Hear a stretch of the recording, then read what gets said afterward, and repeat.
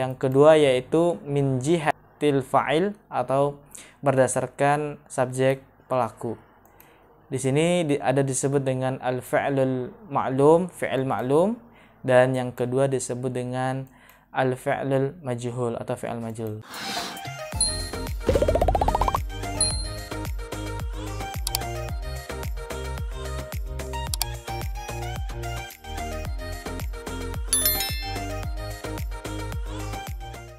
Bismillahirrahmanirrahim.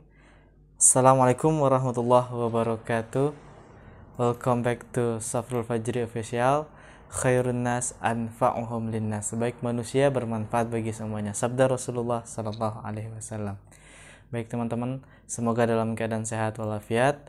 Pada video kali ini saya masih membahas seputar al-kalimah fil lughatil arabiyyah, yaitu kata dalam bahasa Arab untuk part ketiga. Yang mana part 1 dan kedua saya membahas tentang pembagian kata itu sendiri, part kedua tentang pembagian isim, dan sekarang yang ketiga yaitu anwa'ul fi'li atau pembagian fi'il kata kerja. Untuk pembagian fi'il atau kata kerja ini saya ingin membaginya ke dalam tiga bagian. Yang pertama min jihatiz zaman atau berdasarkan dengan waktu terjadinya. Yang kedua min jihatil fa'il atau berdasarkan subjek pelaku, dan yang terakhir min jihatil maf'ul. Kita akan bahas satu persatu. Min jihatiz zaman yaitu berdasarkan waktu terjadinya kata kerja tersebut. Yang pertama di sini disebut dengan al-fi'lul madi atau fi'il madi. Yang kedua disebut dengan al-fi'lul mudhari' atau fi'il mudhari', dan yang terakhir al-fi'lul amr atau fi'il amr. Nah, saya akan juga rincikan lagi satu persatunya.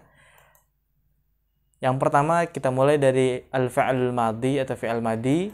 Secara definisi yaitu kata kerja yang telah terjadi atau masa lampau. Nah, jadi untuk kejadiannya sudah lewat atau sudah terjadi pada masa lampau. Untuk tandanya diantaranya yang pertama yaitu mabni fathah di akhirnya. Jadi untuk fi'lul madhi ini huruf akhirnya berharakat fathah atau baris di atas. Nah, yang sedangkan tanda kedua dia juga menerima tak tanis untuk domir atau kata ganti perempuan. Kita langsung saja ke contohnya. Di sini ada contoh yang pertama yaitu ta'allama. Ta'allama artinya dia laki-laki telah belajar. Nah, ini pada ma terakhir ini adalah berharokat atau baris fathah, baris di atas. Sedangkan contoh yang kedua yaitu katabat. Katabat artinya dia perempuan telah menulis. Kalau tadi dia laki-laki telah belajar, sekarang katabat artinya dia perempuan telah menulis. Salah satu contoh di fi'il madinya itu ada ta tanis sakinah ya, ta tanis sukun untuk perempuan. Ini dia fi'lul madhi yang telah terjadi pada masa lampau. Kita lanjut yang kedua, tadi ada disebut dengan al-fi'lul mudhari' atau fi'il mudhari'. Secara definisi yaitu kata kerja yang sedang terjadi atau yang sedang berlangsung. Tandanya yaitu diawali huruf mudhara'ah. Apa itu huruf mudhara'ah? Ada alif, ada nun, ada ya, ada ta. Nah, tanda berikut diawali oleh huruf sin atau saufah. Nah, baik teman-teman, kita langsung ke contohnya. Di sini contoh yang pertama ada ata'allamu. Ata'allamu artinya saya sedang belajar. Yang disebut dengan huruf mudhara'ah yaitu alif yang di awal kalimat ini yang bergaris bawah. Contoh yang kedua di sini ada disebut dengan taktubu. Nah, ta yang pertama disebut dengan huruf mudhara'ah. Taktubu artinya dia perempuan sedang menulis. Nah, nanti saya ingin juga membuat video tentang tasrif perubahan fi'il madhi, fi'il mudhari' berdasarkan domirnya, huwa, huma, hum, dan seterusnya. Baik teman-teman, ini yang disebut dengan fi'il mudhari' yaitu kata kerja yang sedang terjadi. Kita lanjut berikutnya yaitu tentang al-fi'lul amar. Secara definisi fi'il amar yaitu kata kerja perintah. Untuk tandanya di akhir berharokat sukun. Nah, dan tanda kedua yaitu bisa dimasuki ya al-mukhatabah. Ya mukhatabah itu adalah ya untuk kamu perempuan. Nah, kita langsung ke contohnya.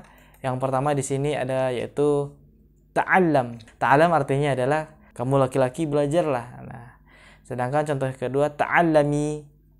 Ta'allami yaitu kamu perempuan belajarlah. Nah, yang disebut dengan ya mukhatabah ya yang ada di akhir kata ini. Nah, ini namanya ya mukhatabah, ya untuk perempuan. Kita lanjut yang kedua yaitu min jihatil fa'il atau berdasarkan subjek pelaku. Di sini ada disebut dengan al-fi'lul ma'lum, fi'il ma'lum, dan yang kedua disebut dengan al-fi'lul majhul atau fi'il majhul. Kita bahas satu persatu. Al-fi'lul ma'lum secara definisi yaitu kata kerja yang diketahui pelaku atau fa'ilnya. Contoh, kataba Ali ar-risalata. Kataba Ali ar-risalata. Ali telah menulis surat. Nah, jadi maka kita sudah ketahui bahwa yang menulis surat adalah Ali, pelaku atau fa'ilnya, yaitu fa'ilnya di sini adalah Ali. Nah, itu disebut dengan fi'il ma'lum. Kita lanjut pembagian kedua yaitu disebut dengan al-fi'lul majhul. Fi'lul majhul secara definisi yaitu kata kerja yang tidak, ini mohon maaf teman-teman bisa ditambah ya. Jadi fi'il majhul itu adalah kata kerja yang tidak diketahui fa'il atau pelakunya. Nah, contohnya di sini kutibar risalata. Kutibar risalata. Kutiba itu artinya ditulis, surat itu telah ditulis. Nah, kita nggak tahu ya siapa fa'il atau pelakunya, yang nulis surat itu nggak tahu, maka ini disebut dengan fi'il majhul, fi'il yang tidak diketahui pelakunya. Kita lanjut berikutnya yaitu yang terakhir yaitu min jihatil maf'ul atau berdasarkan objeknya. Yang pertama disebut dengan fi'lul lazim, fi'il lazim. Yang kedua disebut dengan fi'il muta'addi atau fi'il muta'addi. Untuk fi'il lazim secara definisi yaitu kata kerja yang tidak memerlukan atau yang tidak membutuhkan maf'ul objeknya. Langsung ke contoh, yaitu di sini ada contohnya yaitu jalasa aliyun. Jalasa aliyun. Ali telah duduk. Nah, di sini kata duduk atau jalasa itu dia tidak membutuhkan objek, tetapi di sini cukup menyampaikan fi'il dan fa'ilnya saja, maka kita sudah paham Ali telah duduk. Nah, sebaliknya yang kedua tadi disebut dengan fi'il muta'addi, kebalikan dari fi'il lazim.